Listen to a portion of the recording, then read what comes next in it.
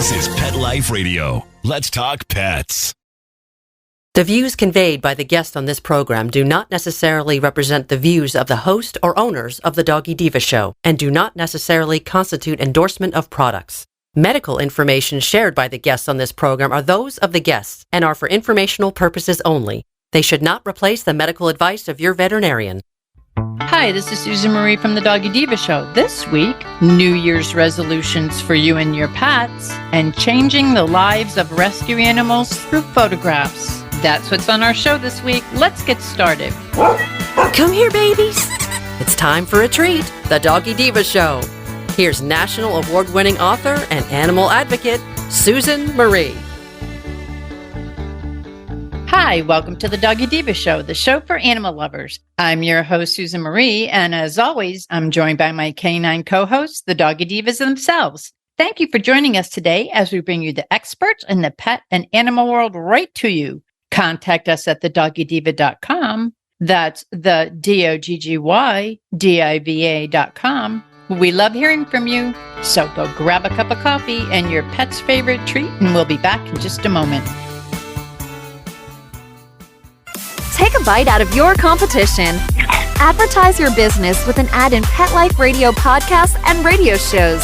There is no other pet-related media that is as large and reaches more pet parents and pet lovers than Pet Life Radio. With over 7 million monthly listeners, Pet Life Radio podcasts are available on all major podcast platforms. And our live radio stream goes out to over 250 million subscribers on iHeartRadio, Odyssey, TuneIn, and other streaming apps. For more information on how you can advertise on the #1 pet podcast and radio network, visit PetLifeRadio.com/advertise today. Let's Talk Pets on PetLifeRadio.com.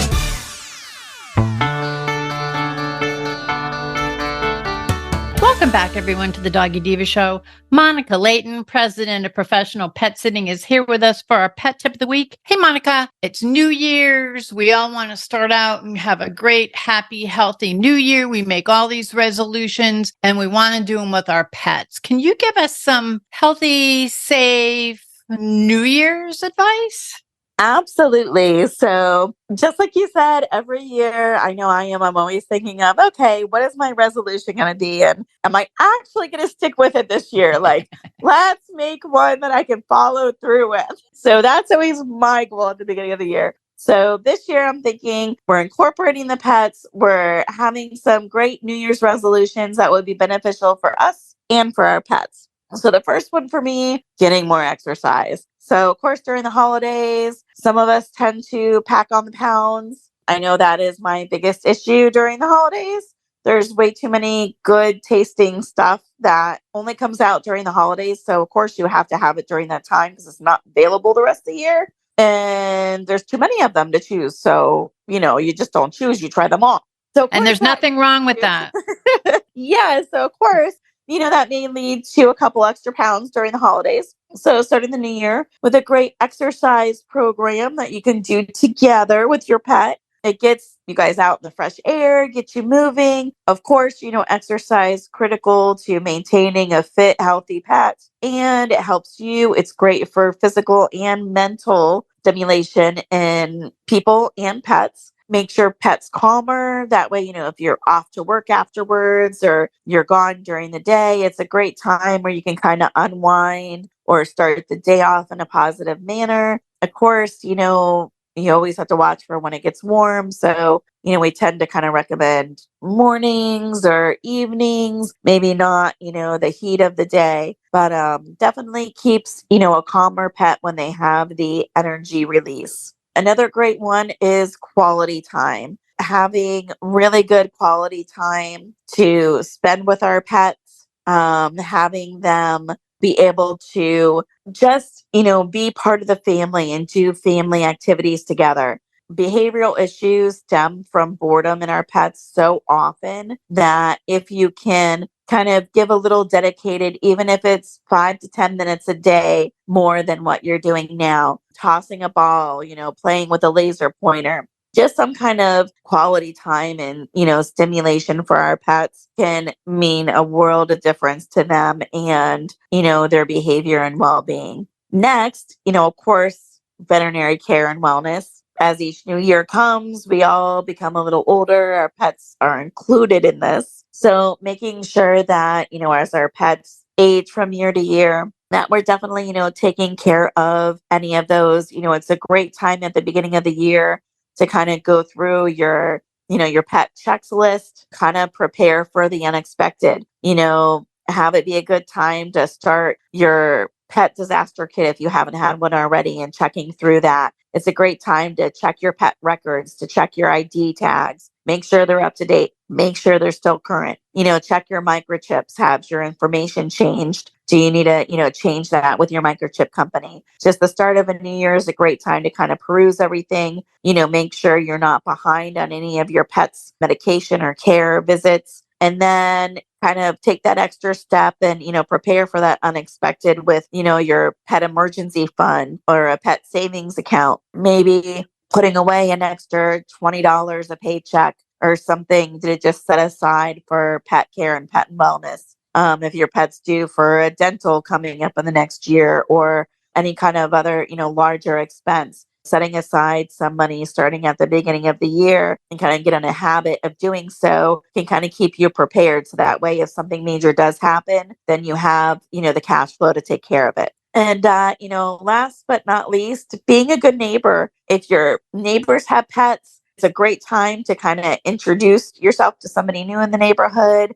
Maybe you have a walking buddy that your pets can start, walking the neighborhood with. And also making sure that, when you're out and about and walking your pets, of course, that you are picking up after them and kind of leads to knowing your surroundings, knowing who's around you. And if you see, neighbors out and they get to see you and your pet, then God forbid if your pet ever became lost or new, you're meeting new people that would be able to recognize them, that would know them right away and kind of know where they belong. So it's kind of, that double thing. So you're meeting somebody new, you're getting out there, having the opportunity to, see what kind of pets they have. You may have a new pet friend for your pet. I love that. That's a great idea. That's something I think we can all do. And it also brings a smile to people's faces when it's like an act of kindness. And what better way to break through than with your pets? So I love that. So Monica, as always, thank you for these great pet tips. And they're great for us to have a healthy, happy new year with our pets. So thank you so much. And I'm wishing you and Haley and all your fur kids a very happy new year. Thank you. You too. We'll be back in just a moment. Hello, everyone. Susan Marie here to tell you about the award-winning 3-book series, The Doggy Diva Diaries. It is a trilogy of heartwarming and inspirational stories about Miss Olive, a lonely little rescue pup, hoping to find her forever family and friends and a life filled with love. In this series, Miss Olive learns that it doesn't matter what you look like on the outside, it's the kindness and love you have on the inside that counts. Available at Amazon, Barnes & Noble, and other online booksellers.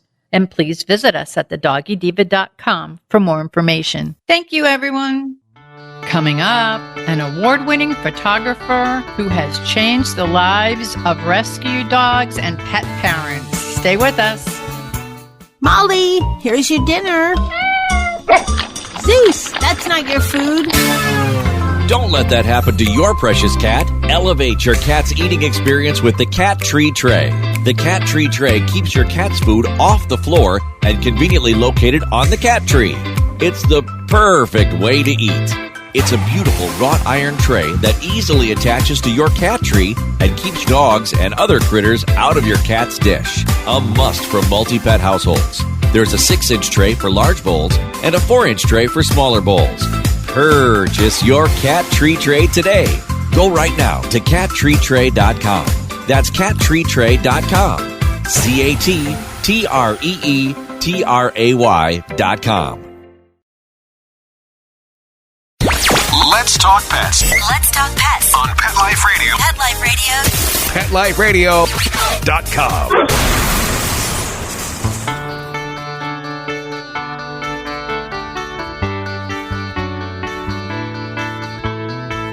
Welcome back, everyone, to the Doggy Diva Show. Greg Murray is an award-winning lifestyle, commercial, portrait, and editorial animal photographer. Greg is also an advocate for rescue animals, many of whom can be seen in his beautiful photographs and with their forever families. And in his recent release of Gotcha Day, Adoption Tales of Remarkable Rescue Dogs, we meet over 60 rescue dogs and their inspiring stories of their Gotcha Day finding their forever homes. Greg captures them all in remarkable candid photographs showing love, happiness, and that unconditional bond between their amazing pet parents and, of course, these phenomenal rescue dogs. We are so honored to have with us today Greg Murray. Welcome, Greg, to the Doggy Diva Show. Thank you so much for having me. I really appreciate it. It's great to be here.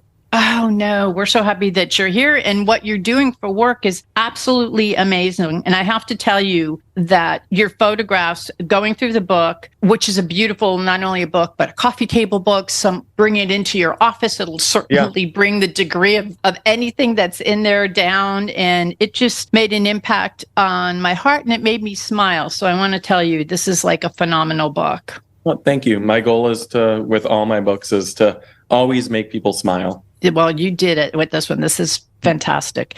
Thank you. As an acclaimed photographer, I just have to ask, how and why did you integrate your photography with your love and your passion for rescue animals? Well, I got my start in animal photography by volunteering at a local rescue here in Cleveland. I was into photography while I was still working my 9-to-5 corporate human resources job, and I wanted to get more into animal photography and just started volunteering at the local shelter, Cleveland APL, where we got our first dog, Leo. And you can find him pictured in the book with our other rescue dog, Kenzie.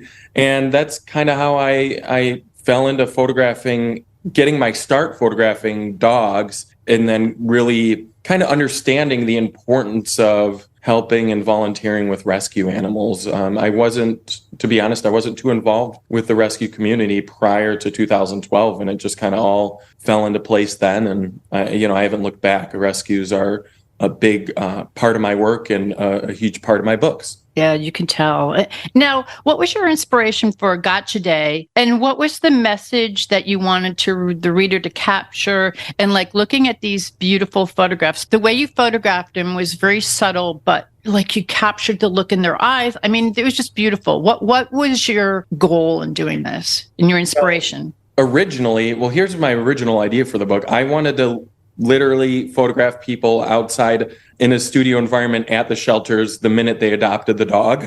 But with time, I learned that would just be too many moving parts and would be pretty challenging. So I wanted, basically with this book, I wanted to capture the moment, the feeling, the connection between the human and their newly rescued dog. And since we couldn't do a day of, I decided, we'd capture these. Most of these dogs, pretty much a lot of them were photographed within a couple weeks of being adopted, some of them a couple months. And I wanted to capture that connection. I wanted people to see, like you just said, their eyes, how lucky and happy these animals are now, these dogs, now that they're in a forever home. And some of them came from really challenging situations. Some were just puppies, surrendered litters. But the main goal was to capture that connection, the happiness of the animal shortly after they were adopted, just to help promote adoption. A lot of people that probably get these books already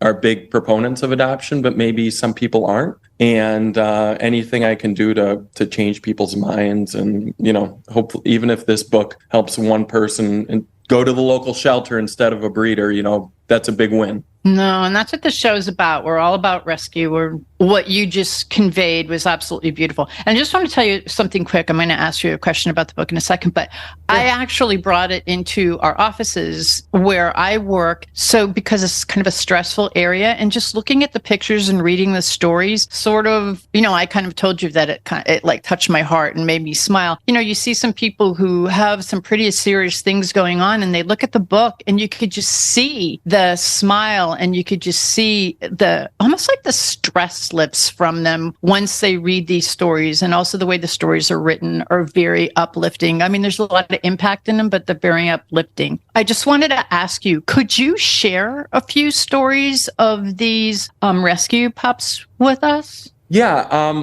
Well, I think I'd have to start with I don't want to say my favorite, but one that really sticks out to me happens to be the dog that's on the cover of the book. And that's Nugget. And I did not choose, it just worked out this way. My publisher, I take the photos, send them the writing, and they do everything. They know what would make a great cover, and they happen to choose this dog named Nugget. And Nugget has a really neat story. The reason I love the story so much is because I'm very connected to this story. I'm very involved in this story. Nugget was at the local shelter, which is a couple blocks from my studio in Cleveland. And it's pretty much all pit bull type dogs. If they don't have a pit bull type dog there, it goes usually other local foster-based rescues in the area will pick those other dogs up. Anyways, every few weeks I photograph a dog for the shelter just to help get it adopted. And Nugget came into the studio. Her name was Michaela. And I have never seen a dog so terrified in my whole life. This dog was just shut down. And the shoot lasted maybe 5 to 10 minutes. I maybe got 3 or 4 photos. And to help promote Michaela, I had to Photoshop, when dogs, their ears are back, they obviously look nervous. Mm-hmm. So I had this really great photo of Michaela, but her left ear was down and she looked nervous. So I Photoshopped her left ear from another photo onto that photo. So both her ears were up. Mm. And then we put that photo out to promote her. And within a few days, someone saw that photo, went and adopted Michaela, named her Nugget. And this dog, when it got to this person's home, to Mary's home, she just opened up immediately. And long story short, she is a competitive dock diving dog who wins awards. It is just the coolest story. It is the neatest thing. I follow her on Instagram to see her go from just that shut down dog to living this amazing life on a huge property and going to dock diving competitions. And one reason I love telling this story is, and you probably know this, you can't, when you go to a shelter, you don't know, these dogs are barking, they're stressed, they're upset, they're in cages, they just want to get out. And I try to tell people you can't judge these dogs by just walking down those hallways. You got to get them out and get to know them. And most often they're completely different dogs. And so I think that's probably my favorite story because I'm involved. I was involved with getting her adopted, and she ended up being the cover of the book. And again, that wasn't my choice. That was my publisher. So it meant a lot to me, and it also meant a lot to Nugget's owners. Oh, she's beautiful. Really quick, I just want to tell a dock diving story. I had a friend, it was someone I worked with, who had adopted this dog. They wanted it to be a friend to their other dog. It was of the same breed, small breed. Mm. And he kept coming to me going, I can't get her trained. I can't. She's like wild. I can't, it's keeping my wife and my children. We're all like, my other dog's scared of her. And I said, just bring her in. So I brought her in. I met her and I said, would you like me to rehome her? I mean, is it something, I don't want you bringing her back to where you got her, which was at a shelter. Yeah. So he said, yes, take her. He said, can I meet the new pet parent, the new owner? And I go, yeah. So my friend has a pit bull rescue. My friend and I got together. We found this person. And so she said, I'll take her. So she does dock diving competitions, took the dog with her to dock diving. The dog was a dock dive. I mean, the minute she took her to the first competition, the dog goes flying. And I'm getting goosebumps, as she is the number one in her size right now. They just did an article about her in one of my local magazines in the country. And she could have been brought back to a shelter because no one knew that she had that gift. She had the gift. Someone turned her in. They don't tell you a lot about them. So that's why the picture of Nugget is like sheer joy, just bliss, beauty. And because I just had to share my little dock diving story. I thought that's really, it's really, I mean, I would never have, if someone told me the day that dog came into my studio for some photos to help get her adopted, that she would be this like pro dock diving dog. I would have been like, you're crazy. And it's really neat. And I'm a huge pit bull advocate. I did a book. One of my previous books was all about pit bulls. So to have a pit bull type dog on the cover is like, for me, even better. So, Well, and that's what I wanted to talk to you about next, because I know that you're an advocate for rescue. And I just told you that my friend, she ran a pit bull rescue, which I'm in Florida. Around here, it was a little dicey with pit bulls. And so she did a wonderful job with these dogs. And they are so sweet and so gentle and so loving. And they're beautiful. And looking through your book, you have a lot of large dogs and you have some pits, and of course the pitties on the cover. But I have to tell you, what was it that caught you into the big dogs, the pitties, the big dogs that you seem to love, that you also say that helped to inspire you further with your rescue work? I'm like super happy you asked that question because I love talking about this. When I started volunteering as a photographer at the Cleveland APL, there were, of course, in Cleveland, there's a lot of pitties. So the shelter had a lot of pitties. And then a few years after that, I'd say in 2014, my wife and I moved to Lakewood, Ohio. And that's where I was born and raised. It's just the first city west of Cleveland. At this point, I'm pretty involved in rescue, and I love photographing shelter dogs. And when we moved there, I remembered, that we had a pit bull band here in Lakewood. And the band started in 2008. And I was just so determined when we moved here to get very involved in pit bull type dog advocacy. Given my experience with them at the shelter, I'm a firm believer that every dog is an individual, no matter what it looks like. And if we treat dogs that way, we can get a lot of adopted. And I was determined then to get rid of the pit bull ban. And a very, very long story short, we voted at the polls, got some great council people in. A bunch of us advocated. We got our city in the news. I mean, it was awesome. It made national news, and we voted out people that were that supported the ban. I mean, we did protests in front of our city hall. You can Google Lakewood pit bull ban and see these just great video and articles on what happened. And we got rid of the ban in 2018. So 10 years later, the ban on pit bulls here in Lakewood, Ohio ended. So it's hard to believe it's been almost 5 years. And you see pit bulls everywhere, pit bull type dogs everywhere in Lakewood now, people adopting them. And it's the greatest thing ever. But yeah, I'd say like a third of the dogs people hire me to photograph are pit bull type dogs, because they are a majority of the dogs that are at shelters here locally. And I just love them, and I feel bad for them. And, I don't know how much you follow the news on these bans, but they're falling left and right around the country, which is really amazing. I think Miami or the entirety of Florida just outlawed, I think, the bans, and Denver got rid of theirs recently. It's just really amazing to see people kind of coming around and understanding that it's just all dogs are individuals, and we can't judge them based on the way they look. And that's so important. And I just want to touch on what you were saying, that getting involved at the grassroots level is so important to get in with anywhere in your local community, because that's where it starts. That's where, in fact, I was just talking to someone recently about in the state of Florida, there were no pet-friendly shelters, and people they wouldn't leave if a hurricane was coming because they didn't want to leave their pets. Yeah. So a friend of mine and I worked tirelessly, and we got it so that the shelters in Florida are pet-friendly, and it's amazing, but it's starting at that grassroots level. You can really make anything happen if you come together in a community, like-minded community, and you can get things done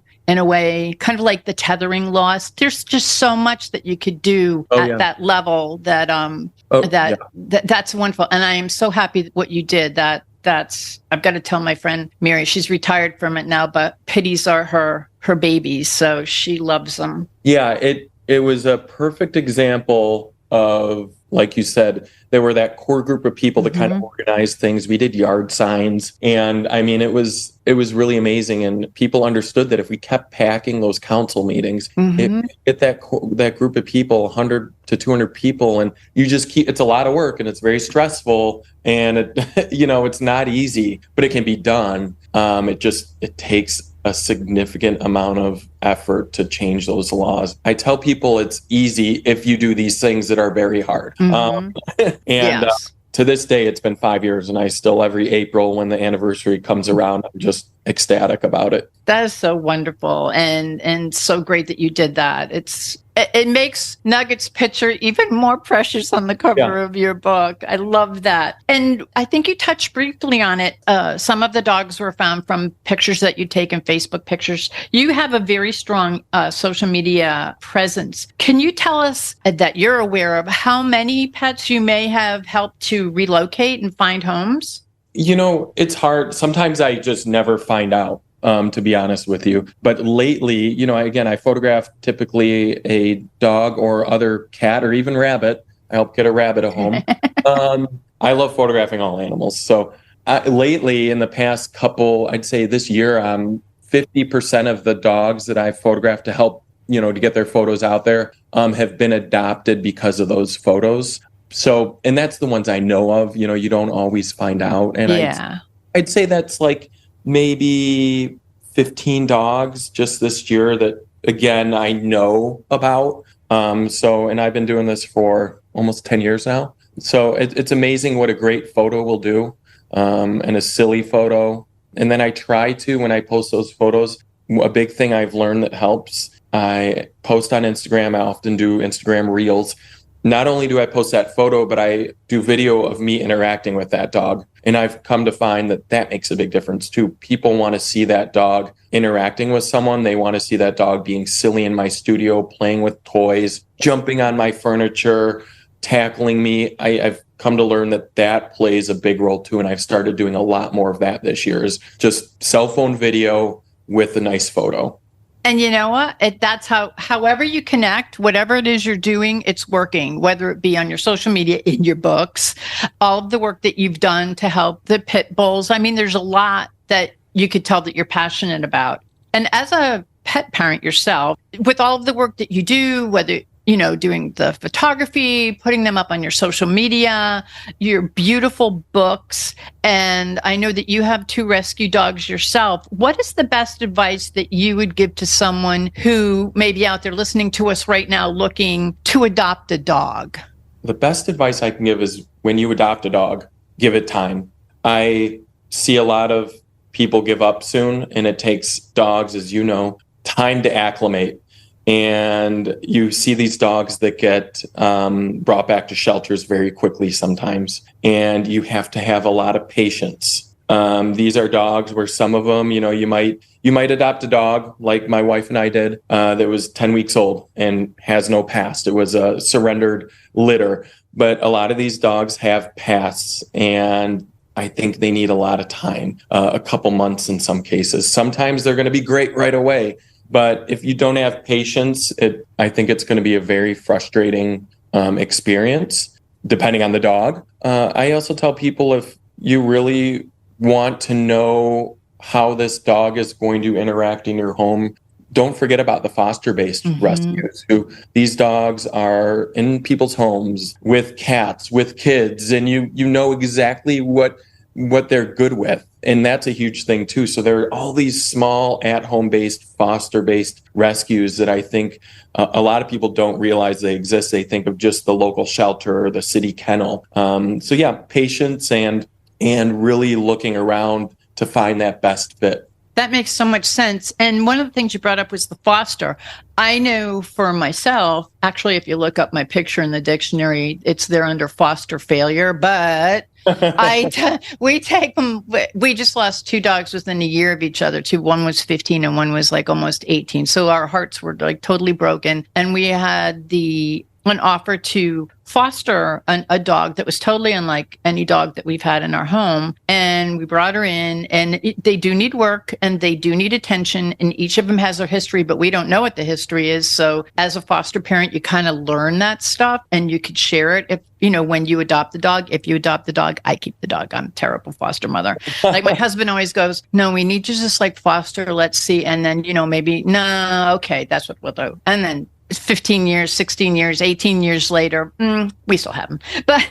But yeah, I think that makes a lot of sense to have a relationship with a rescue so that you understand their foster program, so that you can ask someone, do they like cats? Do they like children? And I know that some shelters where I am down here in Florida now have like a doggy day out or a foster program so that the shelters will let you foster the dogs so that also you can get like a history of them. So that was a great answer, very sincere. And that's an answer that I believe works. So listeners out there, go to either your local shelter, rescue, talk to a foster parent, talk to someone who knows the dog. And I am sure, I always believe that they find us. So the next time we adopt, we have a 9 and 11-year-old dogs, and, hopefully they have some good years left in them. But I live in Lakewood, Ohio. It's a very dense city outside of, I think it's one of the most dense cities between New York and Chicago. And we need a dog that walks really well on a leash, because there are lots of people, lots of other animals, lots of other cars. I mean, it's so busy everywhere you walk. So when we adopt next time, that's one of our big things is, does this dog do well on a leash in a busy environment? So that's just a kind of a quick example of what we will look for. It's what works for you and what works for your home and what works for your schedule. That's what people need to like, really. It's not you go in and just fall in love. You just have to kind of research and find out, what is it about? Does it fit in my family? Correct. Or what my family needs are, or my needs are. So where can the listeners go, Greg, to learn more about you, your work, Gotcha Day, Adoption Tales from Remarkable Rescue Dogs, that I love? And I think that this is something that people should have in their homes, put out on their coffee tables. If you have an office environment, maybe a little stressed, put it out there on the table, and someone's going to sit waiting for someone to come out and go, and all their stress will go away. Thanks for asking. So my website is gmurrayphoto.com. That's GMURRAY photo.com. I'm on Instagram at the Greg Murray. And you can find all the information about my books there, but they're available pretty much everywhere books are sold. I do encourage people to support local, and so great places to buy books. You can go to your local bookstore, and if they don't have my books, they will order them for you. You can go to bookshop.org, and if it's easiest, and I'm guilty of it, we shop on Amazon. You can get all my books on Amazon and Barnes and Noble, pretty much everywhere. That's great. And I like that you support the small book owners. That's so important in a community. So before we go, Greg, we've talked about so much. Is there anything that we may not have talked about that you would like to share with the listeners? If there's one thing I like to ask people, and I'm not a pushy person. I have a lot of clients that go to breeders, and I photograph dogs from breeders, and I don't judge people. I think people also learn with time that I think rescuing is becoming more and more common, as you probably know. I ask people the next time they're going to look for a dog to just take a walk through your local shelter. And these are, I'm talking to people that have breed-specific dogs that go to breeders. I'm not going to judge you, but I'm begging you, please just go through your local shelter, meet some dogs, and see what happens. And I pretty much guarantee you'll end up adopting. Yeah, that's a very wise thing to say. Thank you. I think that's wonderful. And again, if anyone wants to, go to a breeder, we don't judge. But I think that also if you want to have a second pet, or there are breed specific rescues out there. Absolutely. So. There's so many. You can get a Boston Terrier, you can get a Great Dane, a Greyhound, anything you want. They're out there.